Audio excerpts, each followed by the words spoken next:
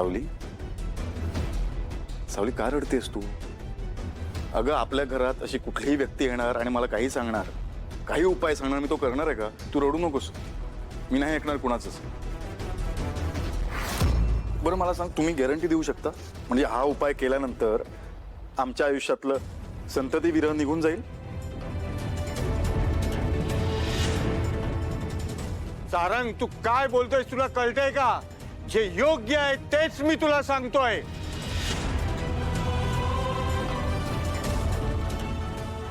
सारंग, तू रागाच्या भरात बोलतोय. गुरुजींसारख्या महान माणसाचा अपमान आहे हा. त्यांनी जो काही मार्ग सांगितलाय तो काहीतरी विचार करूनच सांगितला असेल ना.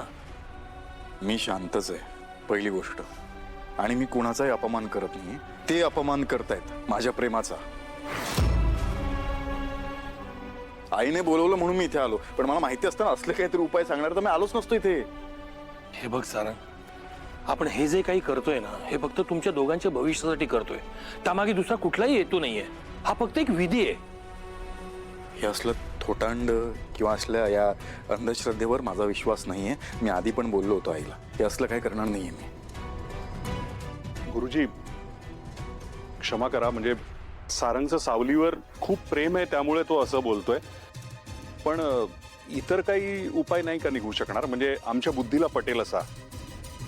म्हणजे हे सगळं ऐकलं आम्ही, पण तरीही हे नेमकं करायचं कसं ते कळत नाही आम्हाला.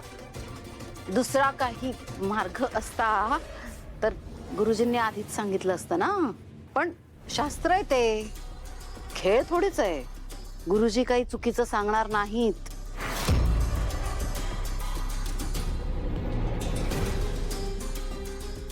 आणि शेवटी त्यांच्या नशिबात जे लिहिलंय त्याचं कोण काय करणार? हा, त्यामुळे हा असा तमाशा करून काही होणार नाहीये सारंग, सावली. मला वाटतं सारंग, तुझा काहीतरी गैरसमज झालाय. थोडं समजून घेण्याचा प्रयत्न कर.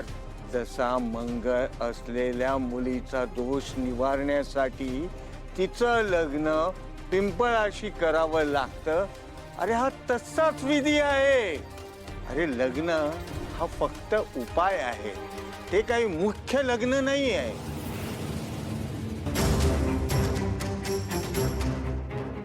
या समस्येवरचा उपाय म्हणून तो केला जाणारा विधी आहे. यात भावनेपेक्षा विधीला जास्त महत्व आहे. अरे हे केल्याशिवाय सावलीच्या नशिबातील अपत्य योग उघडला जाणार नाही. गुरुजी, तुम्हाला मी परत एकदा सांगतो स्पष्टपणे, मी शांत आहे. मी कुणावर चिडत नाहीये. तुम्हाला कळत नसेल पण मला कळतंय हे. गुरुजी, हे बघा, मी तुम्हाला शांतपणे सांगतोय, सावलीच्या जागी मी दुसऱ्या कुठल्याही मुलीचा विचार नाही करू शकत, विधीसाठी सुद्धा. सारंग, प्लीज हट्ट करू नको. मी तुला पुन्हा सांगतोय, हा फक्त एक विधी आहे. आणि तो कोणासाठी करतोय आपण? तुमच्यासाठी, सावलीच्या सुखासाठी करतोय. मला सांग, उद्या ती आई झाली तर तिचं सुख तुला बघवणार नाहीये का? मला असं वाटतं की तू गुरुजींचं ऐकावंस आणि ते म्हणतायत तसं करावं. त्यातच सगळ्यांचं भलं आहे. जगन्नाथ बरोबर म्हणतात. इतर कोणासाठी नाही, तुझ्या सावलीसाठी कर. तू जर का हे केलंस ना तर तुझ्या सावलीला मातृत्वाचं सुख मिळू शकेल. कर ना तिच्यासाठी प्लीज. सारंग ऐक ना प्लीज. भविष्यात काय वाढून ठेवलंय ना कोणालाच माहिती नाही. पण आता गुरुजी सांगतायत भविष्यामध्ये जर हे असे प्रॉब्लेम येणार असतील तर त्याच्यावर हा छोटासा उपाय. आणि मी म्हणत नाही तुझ्या मनाविरुद्ध कर, तू नीट विचार कर सगळ्याचा. फक्त विधी येते, गुरुजी पण सांगतात, बाकी काहीच नाहीये ना. आणि त्यांनी जर सावलीला आनंद मिळणार असेल तर काय करायला हरकत आहे? एकदा विचार कर या गोष्टीवर. आता तू हे बोलतोस, तुझ्याकडून ही अपेक्षा नव्हती. आणि मुळात काय ना, सावलीच्या अस्तित्वावर प्रश्नचिन्ह उभं राहतंय, हे मान्य नाहीये मला. आश्चर्य याचं वाटतंय की तुम्ही सगळेच समर्थन करताय ह्या गोष्टीसाठी. थोडा तरी विचार करा. काय झालं घरातल्या माणसांना? तुम्हाला जे करायचं ते करा, पण मी नाही यात. सारंग, सारंग.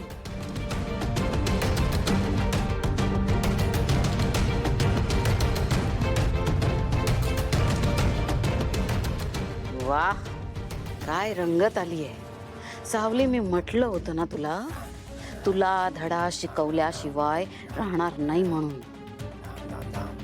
बघितलंस बघितलंस ना माझा डाव. आता तुला रडताही येणार नाही आणि हसताही येणार नाही. आता फक्त बघत राहा. हा विधीच तुला तुझी खरी किंमत दाखवेल.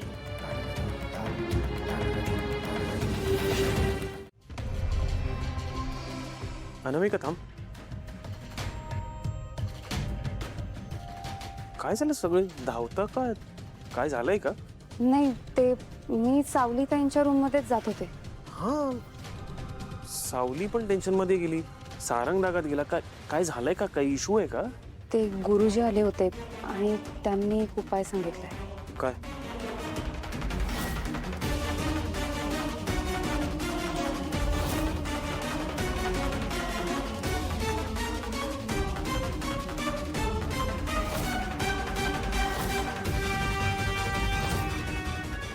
व्हॉट?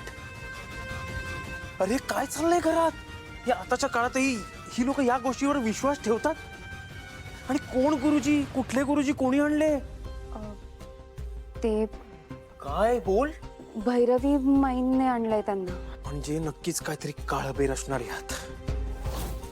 अरे ती बाई या घरात का आहे?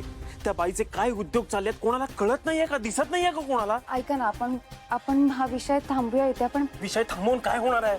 अरे हे काय चाललंय? हे हा काय उपाय झाला का? ऐका, तुम्ही प्लीज शांत व्हा. आपण नंतर बोलूया ना. शांत होऊन काय नाही.